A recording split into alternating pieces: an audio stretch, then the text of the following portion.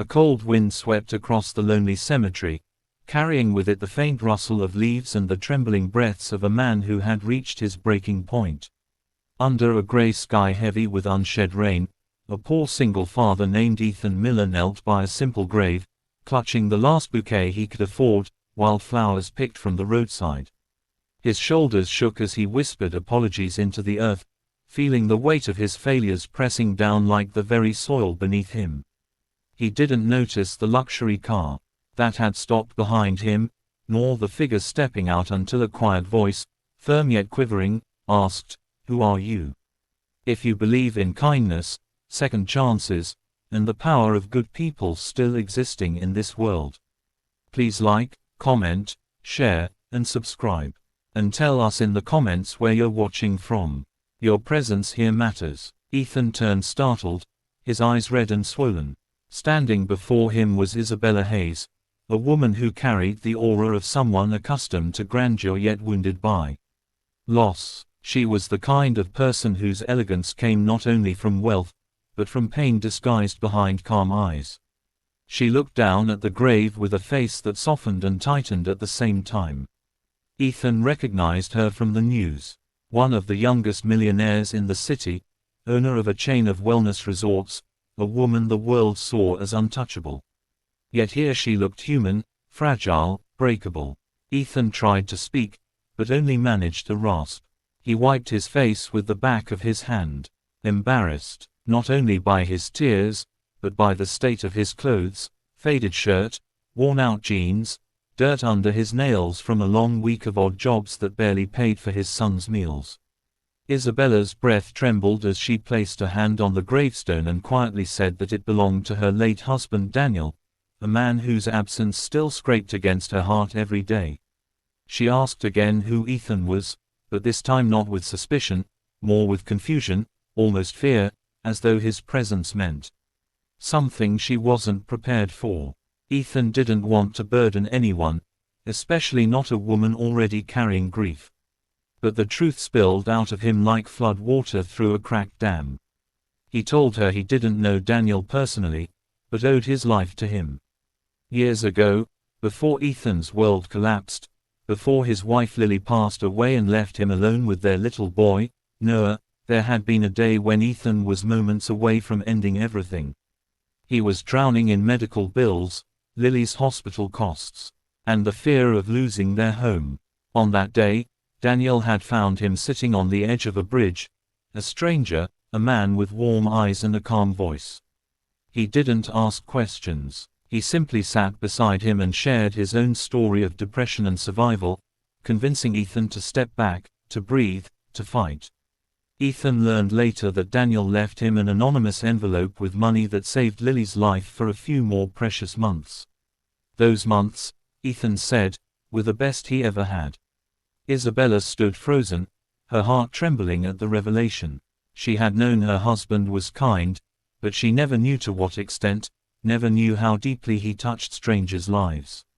And here was one of those strangers, kneeling in gratitude years later, apologizing that he couldn't save Daniel in return. Ethan explained that every week he came here to say thank you, to tell Daniel how Noah was doing, to confess his fears, and to promise he would try to be a father worth saving. Isabella's chest tightened. She looked down at the father, at the flowers he laid, the kind Daniel used to pick on their weekend hikes. She noticed the way Ethan's hands trembled with exhaustion, the way his clothes carried the scent of struggle, the way he kept apologizing, as though existing meant taking up too much space. For a long moment, neither spoke. The cemetery around them was quiet except for the soft crackle of dead leaves. Then Isabella asked about Noah. Ethan's face softened when he spoke of his son. He painted a picture of a bright, hopeful, 8-year-old with messy curls and big dreams, a boy who believed his mother watched over him from the stars, and that one day his dad would find a job stable enough to buy him a backpack that didn't have a broken zipper. Ethan admitted he had been fired again, this time for missing work after Noah fell sick. He confessed he didn't know how he would get through the next month. Isabella listened, her eyes filling with a storm of emotions, grief, tenderness, guilt for not knowing how her husband continued to give, even after losing parts of himself. She realized Daniel had spent his last years reaching out to people quietly, anonymously trying to heal others while she was busy trying to save their marriage, unaware of the world he carried on his shoulders. When Ethan finally stood to leave, mumbling another apology, Isabella unexpectedly asked him to stay a moment longer. Something inside her shifted, an instinct, a calling, a tug from the heart of the man lying beneath the stone. She asked Ethan to tell her more about the day Daniel saved him. The more Ethan spoke, the more she felt Daniel's presence, like a gentle breeze brushing her cheek, reminding her that his kindness didn't end with death. Over the next weeks, she found herself returning to the cemetery at the same time Ethan visited, listening to stories of Noah, of Lily, and of the small miracles that helped Ethan survive each day. Ethan didn't ask for anything.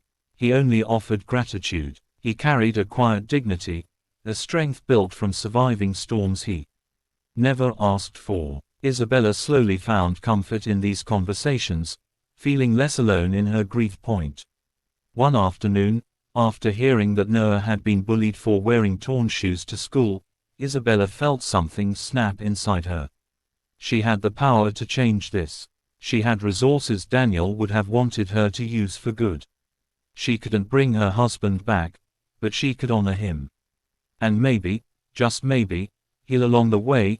She invited Ethan and Noah to her home, not out of pity, but out of something deeper, a connection forged in shared pain and gratitude. Noah's eyes widened at the sight of the large house, and Isabella felt her heart swell at his innocent wonder. She watched Ethan apologize for his son's excitement, but she only smiled and told him she had been needing laughter in this house for far too long. Slowly, a bond formed, a quiet, fragile thing built on shared memories of Daniel and on Ethan's struggle to stay afloat. Isabella offered Ethan a job at one of her resorts, not because he needed charity, but because she saw integrity in him, a sincerity Daniel would have respected. Ethan resisted at first, feeling unworthy. But she insisted. She told him Daniel once said the best people he ever met were the ones who didn't know their own worth. Ethan took the job, and for the first time in years, stability began to settle into his life. Noah flourished in school, proudly wearing new shoes and carrying a backpack with no broken zipper.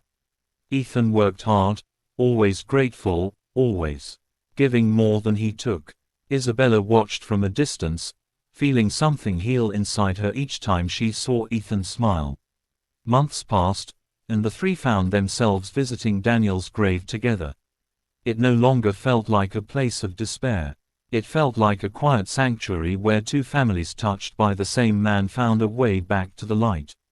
And now, dear viewer, if this story has touched your heart, even a little, please engage with this video, like it, share it with someone who needs hope today, and subscribe for more stories that remind us goodness still exists. Before the ending, please comment. Kindness lives forever. Ethan knelt once more at the grave, but this time his tears were different, not of guilt or failure, but of gratitude. Gratitude for Daniel, for the stranger who saved him, for Isabella, for the unexpected kindness that changed the course of his life.